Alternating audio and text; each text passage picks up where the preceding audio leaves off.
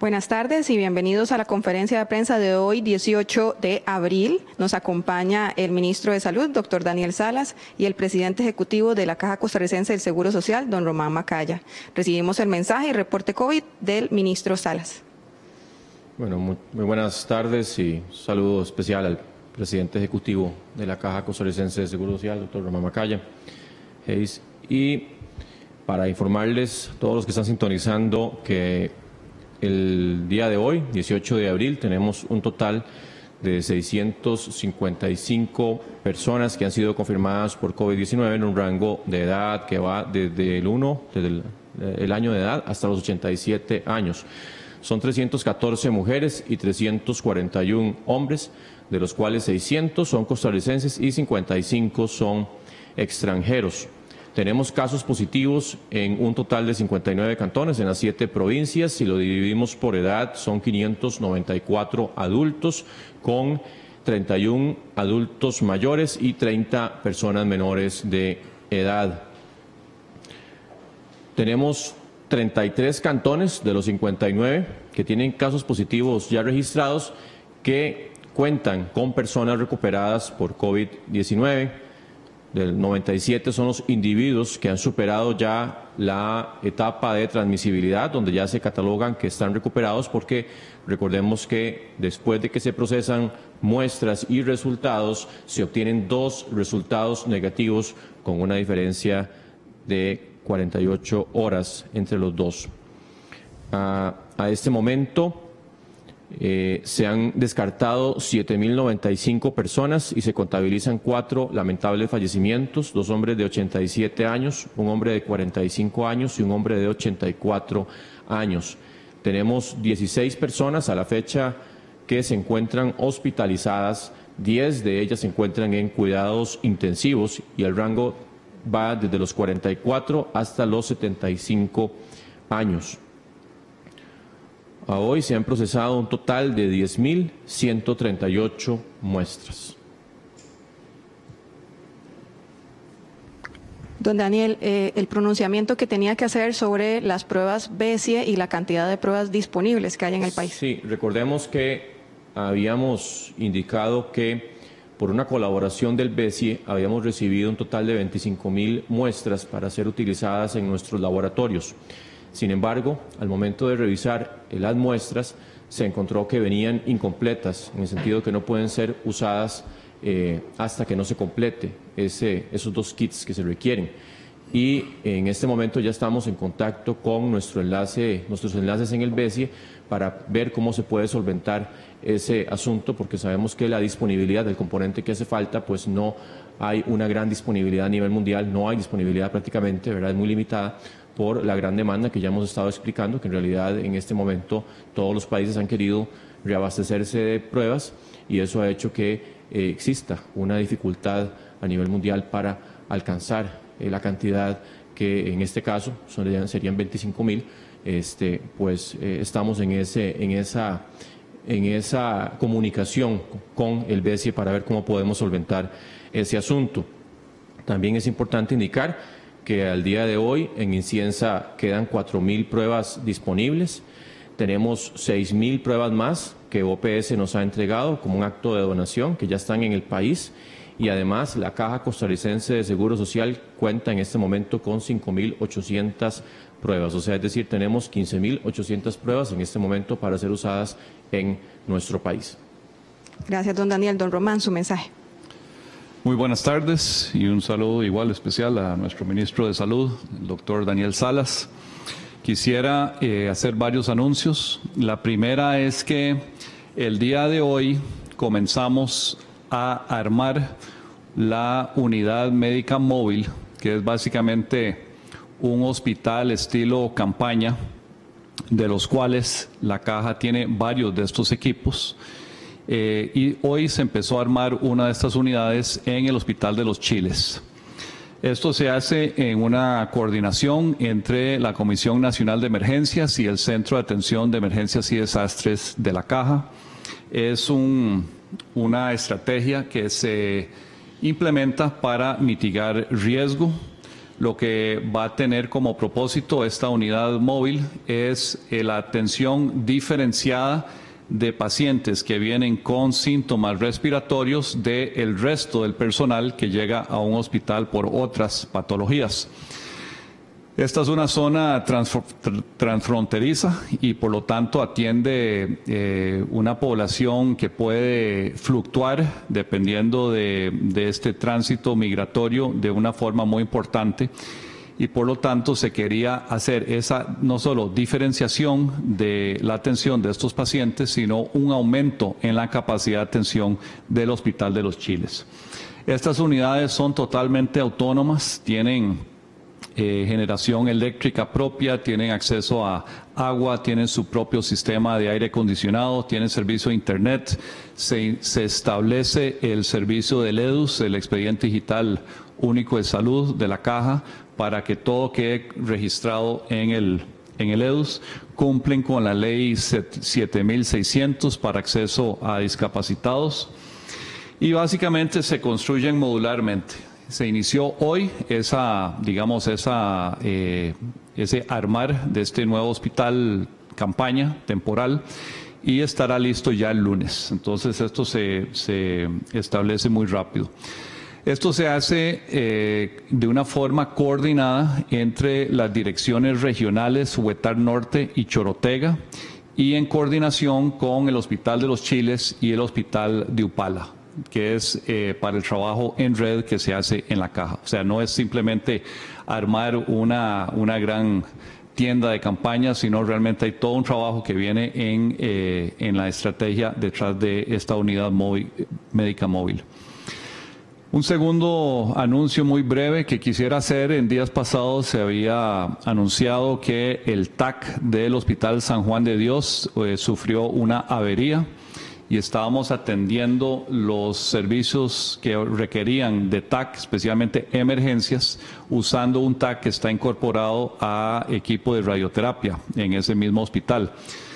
Nos complace decir que ya la avería se arregló, así que ya el TAC está funcionando con normalidad. Este TAC atiende más o menos 125 pacientes por día, incluyendo emergencias.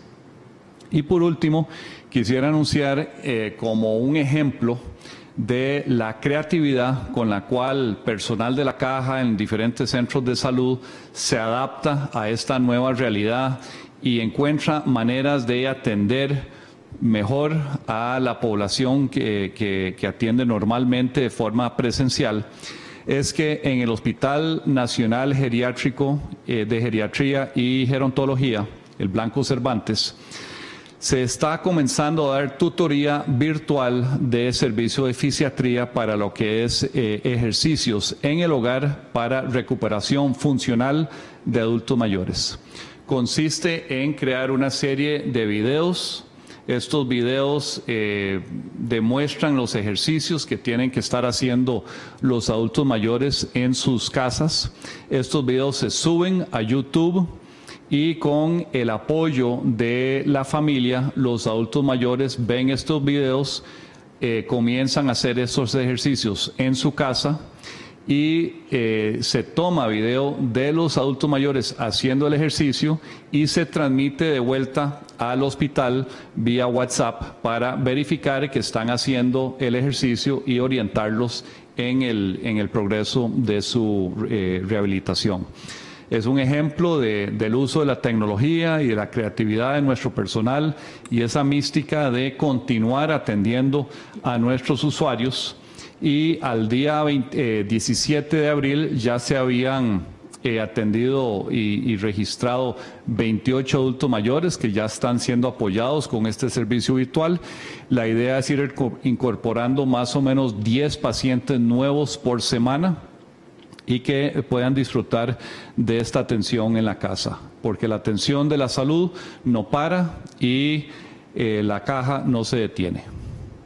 Iniciamos con las consultas. Noticias Colombia pregunta: ¿qué análisis hacen de la utilidad de la línea de información 1322? ¿Ha respondido a las expectativas que se tenían cuando se creó? Doctor Salas.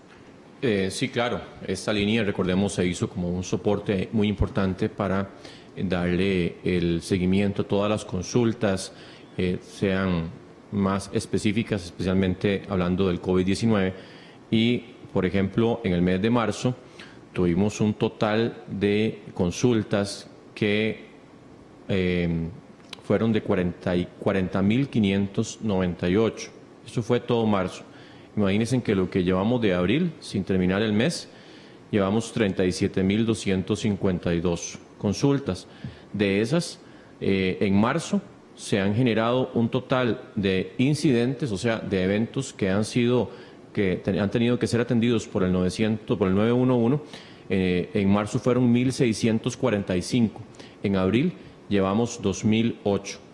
De esos también, pues obviamente llegan algunas consultas que son improcedentes, o sea, que no corresponde por el tema, por el asunto que se quiere tratar.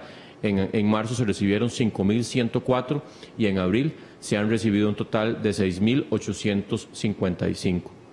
Actualmente en abril tenemos un promedio diario de 2.328 consultas que son procedentes, y de esas han sido 521 por día que han tenido que ser más bien improcedentes, que no han correspondido, y 126 por día que sí han tenido que ser trasladadas para la atención propia en el sistema 911.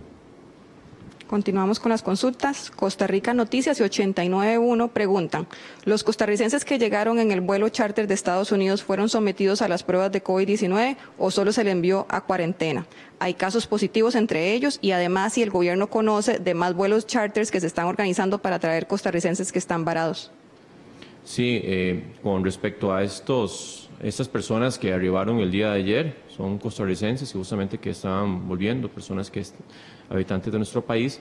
Tenemos un total eran 120, un poquito más en total, de toda la historia, porque inmediatamente se les abordó, se le hizo una historia de los lugares en donde habían estado, se le tomó los signos vitales, se le hizo todo un examen físico y correspondió tomarle la muestra a 20 personas. De esas 20 personas ya todas fueron procesadas y tenemos 2 personas positivas que ya se encuentran en estado de aislamiento, igual que todos sus contactos cercanos. Y a todos los 120 se les emitieron órdenes sanitarias para que cumplan un periodo de 14 días en aislamiento domiciliario. Y sí se tiene conocimiento de más vuelos charter que estarían eventualmente llegando la próxima semana con todo el despliegue, igual a como se ha hecho este abordaje que se hizo el día de ayer y que como los resultados han estado llegando tanto el día de ayer como el día de hoy, que ya lo comentaba, 20 personas fueron muestreadas, que correspondía muestrearlas, y 2 han salido positivas, los demás negativas. Semanario Universidad consulta, don Román: estamos cerca de los 100 pacientes recuperados. ¿Cuáles métodos o tratamientos han sido los más utilizados para que puedan superar la enfermedad? Bueno, primero que nada, tener ya casi 100 pacientes recuperados es un gran logro como país. La evolución de cada paciente depende de si se complica o no. La gran mayoría de estos pacientes se recuperan en su casa. O sea, están en aislamiento, están con síntomas de gripe, síntomas relativamente leves. No significa que esto es agradable, esto puede ser síntomas de una quiebra huesos en la casa, pero que no requieren de hospitalización. Sin embargo, aún en la casa se le da un seguimiento por parte de los residentes de la caja. Si son niños, son atendidos por pediatras del Hospital Nacional de Niños, y si son adultos, entonces son atendidos por los residentes que coordina el CENDEIS para ver la evolución de sus síntomas, pero en general es el propio cuerpo el que elimina el virus. O sea, todavía no hay una bala mágica, no hay un tratamiento que podamos decir esto es lo que cura a un paciente, aunque hay una enorme cantidad de estudios clínicos que están en desarrollo en este momento, y en las próximas semanas vamos a saber mucho más de lo que sabemos hoy. De los que ingresan al hospital, muchos han terminado en cuidados intensivos, pero es un porcentaje muy reducido el que ha tenido que ser atendido en un hospital. Y ahí en cuidados intensivos les dan todo lo que requieran para abordar los síntomas que tienen. En los últimos días ha habido videos y audios que han circulado sobre si esto es un tema más cardiovascular y coagulación de sangre o si es un tema más respiratorio. Y lo cierto es que nuestros intensivistas y neumólogos y todo el personal especializado de la caja está en una discusión constante y evoluciona cómo se atienden estos pacientes. Si un paciente tiene algunas mediciones, por ejemplo, lo que se llaman los dímeros D, que es una propensidad de la sangre a coagularse, se le dan anticoagulantes. Pero depende de cada caso. Hasta el momento, por dicha, la gran mayoría de la gente no termina en el hospital, se recupera en el hogar, pero los que terminan en el hospital y en el nivel de atención más complejo, que es en la UCI, reciben lo que requiera el caso, y eso es caso por caso. Gracias, don Román. Semanario también pregunta, ¿cuántos días después de estar las pruebas entregadas por el BSIE se dieron cuenta de que venían incompletas? ¿Cuáles elementos son los que faltan? ¿Se pueden usar las pruebas una vez que lleguen esos elementos faltantes? ¿Es la primera vez que una donación llega en ese estado incompleto? Bueno, ya dijimos que los componentes faltantes dependería justamente si se puede completar la otra parte para que pudiéramos eventualmente usarlas. Nosotros nos dimos cuenta aproximadamente el tercer, cuarto día de haberla recibido, donde ya se hizo un conteo y se determinó que no venía lo que se llama el equipo de extracción viral, lo que venía era el equipo de amplificación, y ahí fue cuando nos dimos cuenta. ¿Y cuál fuera la otra parte? Porque eran tres. Que si es la primera vez que se recibe una donación de este tipo incompleta. Bueno, en lo que es el COVID-19, sí, en realidad es la primera vez. Nosotros también es importante indicar que además de las donaciones, ¿verdad?, que hemos recibido, las que hemos estado usando, principalmente las de OPS, hemos estado haciendo una importante labor de gestión para conseguir más muestras, principalmente a través de la Caja y de la Comisión Nacional de Emergencias, y ya sabemos que está en avance el poder surtir al país, no solamente en pruebas a nivel de la gran área metropolitana, como lo hemos tenido hasta el momento, sino también de las zonas más alejadas, que eso es un poco más difícil en el sentido de que, como indicábamos anteriormente, los tiempos de entrega han estado dilatándose y pues obviamente eso dificulta contar con las pruebas lo antes posible, pero ya indicaba anteriormente, tenemos en este momento 15.800 pruebas que están siendo utilizadas tanto en Inciensa como en los hospitales que han estado procesando las pruebas desde hace varias semanas. Yo también quería hacer una aclaración, y es que de estos total de 2.008 incidentes que se dieron en abril y los 1.645 que se dieron en marzo, que se trasladan al 911, todas son a su vez derivadas o trasladadas a las diferentes áreas rectoras de salud del Ministerio de Salud para que sean ellos justamente los que le den el seguimiento y el cierre correspondiente. Continuamos con las consultas. El observador pregunta, luego de que esta semana se diera más movimiento que en la Semana Santa, incluso con una alta presencia el lunes, desde el punto de vista estadístico, proyectan que los aumentos diarios de casos para la otra semana sean más que los que se tuvieron en esta semana, don Daniel. Sí, eso sería de esperar, que entre más movimientos haya, pues haya un aumento de casos. Esto de que estamos viendo principalmente esta semana en la disminución de casos por día, pues sabemos que en gran parte se debe a la disminución de la actividad en general, las medidas de restricción que fueron magnificadas durante la Semana Santa. Don Román, Noticias Repretel pregunta sobre la totalidad de citas que se han cancelado durante esta pandemia, que aunque no le podamos entregar el dato en este momento, que ¿cuándo se podrá tener el dato total de todas las citas que se han cancelado para hacerle frente al COVID-19? Bueno, como es de esperar, tenemos que priorizar la atención de la pandemia. Hemos cerrado en muchos centros consulta externa, excepto lo que es impostergable como servicios de quimioterapia y otros tipos de servicios que no se pueden reprogramar, sino que hay que entenderlos en el momento.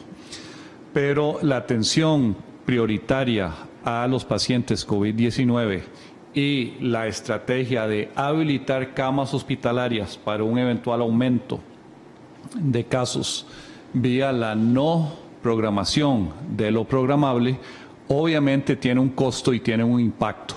Ese impacto es en los tiempos de atención, los tiempos de espera. Todavía no sabemos cuánto va a durar esta pandemia. Yo creo que nadie en el mundo nos puede dar la respuesta a eso, pero una vez que tengamos una visibilidad mucho más clara de la que tenemos hoy, de cuándo creemos que volveremos a la normalidad y podamos volver a atender de forma programada todas las cirugías y los procedimientos y la consulta externa especializada que es programable, pues en ese momento podremos contabilizar el tiempo de espera y también lo que va a costar, no solo en esfuerzo, en tiempo, sino económicamente, ponernos al día. Hemos venido haciendo un gran trabajo en el último año en jornadas de alto impacto, jornadas de producción, telemedicina, toda una estrategia institucional con la cual habíamos implementado más de 200 programas para reducción de tiempos de espera, pero esta pandemia, como uno de sus costos, va a desmejorar todos esos números y vamos a tener que volver a ellos, pero con una prioridad total para tratar de poner al día a tanta gente que se ha quedado esperando esas cirugías, esos procedimientos, esa consulta externa especializada, pero no queremos ni exponerlos al riesgo de tener que venir a un hospital donde se pueden contagiar porque hay otros pacientes que están llegando con COVID-19, ni tampoco saturar las camas en un momento que podrían dispararse los casos y nosotros como institución necesitar de esas camas. El desamparadeño consulta, doctor Salas, la experiencia de los casos recuperados que antes de declararse como tal dieron varias veces positivo. ¿Qué factores influyen en esos casos? Por ejemplo, personas con más de un mes de tener el virus. En realidad la mayoría jamás duran un mes para que puedan darse como recuperados. Lo que sí estamos claros es que a los 14 días todavía existe un 85% que no están recuperados. Por eso es que también hemos ampliado el periodo con base en la estadística que se ha ido recolectando a nivel nacional para que la muestra se tome entre el día 16 y 17, la primera muestra. Recordemos que tienen que ser 2 muestras negativas espaciadas en el tiempo para poder decir que el paciente está recuperado. Pero en realidad las personas que pueden tener un mes o más son casos muy extraños, no es jamás la gran mayoría. La gran mayoría ya al día 21, 22 ya tienen prácticamente la recuperación garantizada. Don Román, su mensaje final. Bueno, lo que estamos viendo hoy de relativamente pocos casos nuevos y más casos recuperados que casos nuevos es algo que alienta, pero no debemos de bajar la guardia.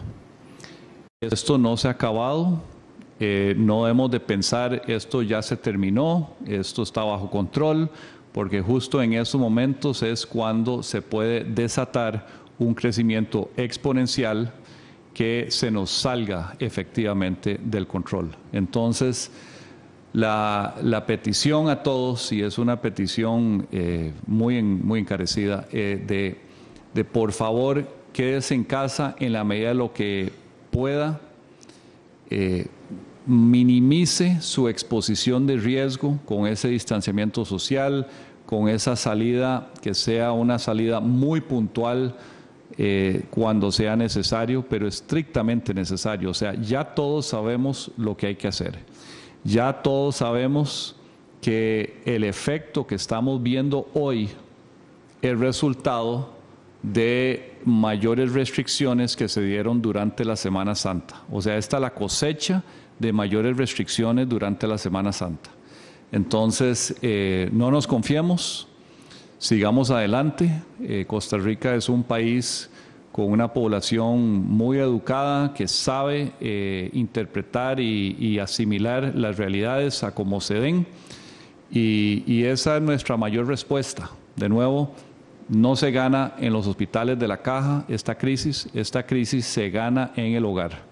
Y por eso ocupamos de la disciplina y de esa seriedad de toda la población. Don Daniel. Sí, mi mensaje pues obviamente no puede ser separado del mensaje del doctor Macaya en el sentido de que hemos mostrado una actitud en su mayoría que ha permitido llegar a estas cifras que tenemos hoy.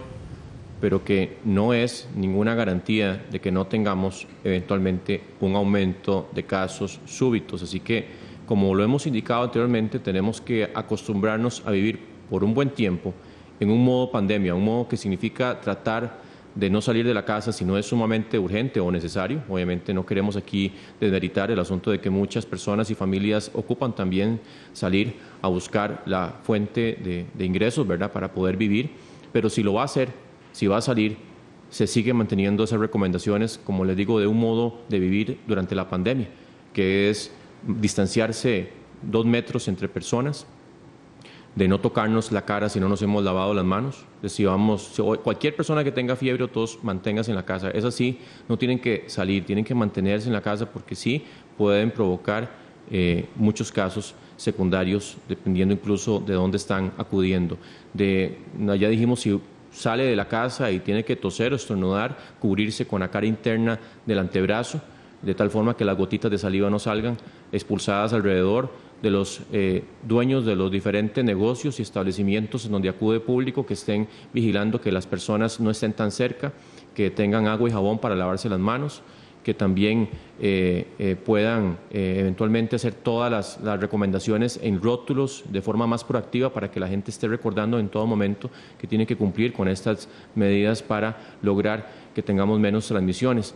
Yo también quería reconocer al personal de salud que hace una enorme labor. Yo sé que esto es reiterativo, pero no es para menos, tanto la Caja como el Ministerio, como todo el Sistema Nacional de Gestión del Riesgo, pero yo también quería reconocer el personal de las regiones, de la región específicamente, y más que todas las regiones del Ministerio de Salud han estado trabajando, pero las que han tenido la carga más importante, que han sido la región central sur y la región central norte, tanto las regiones como las áreas, de verdad que les agradece, todos los costarricenses les agradecemos y les aplaudimos, porque la trazabilidad que le han dado a todos los casos, todas esas órdenes sanitarias, los contactos cercanos, todo ese trabajo de deriva del 911, de todas las coordinaciones con los comités locales de emergencia, ha sido algo de verdad que titánico, y les seguimos agradeciendo ese trabajo tan entregado y tan, yo diría que fuera de lo usual, que vale la pena reconocer.